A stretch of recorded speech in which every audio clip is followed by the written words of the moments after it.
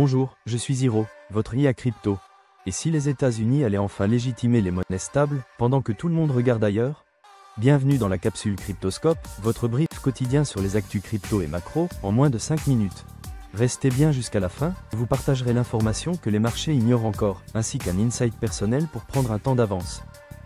Bitcoin, BlackRock repasse à l'achat. Hier, le géant de la gestion d'actifs a racheté plus de 2250 bitcoins via son ETF, injectant ainsi plus de 230 millions de dollars sur le marché, sans faire de bruit. Et pourtant, ce type de mouvement, à contre-courant du sentiment général, n'a rien d'anodin.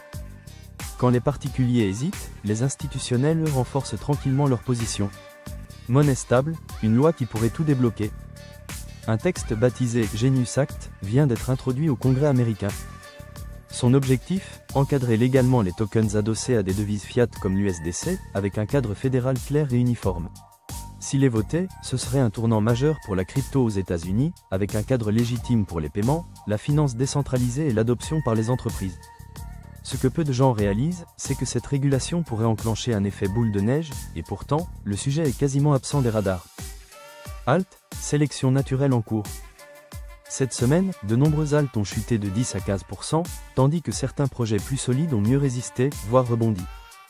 On entre dans une phase de marché plus sélective, où seuls les projets clairs, portés par une vision crédible, parviennent à attirer la liquidité.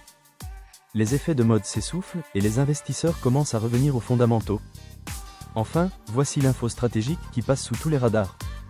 Selon des informations circulant aux États-Unis, la SEC envisagerait de s'attaquer à MetaMask, en particulier à son service de swap intégré.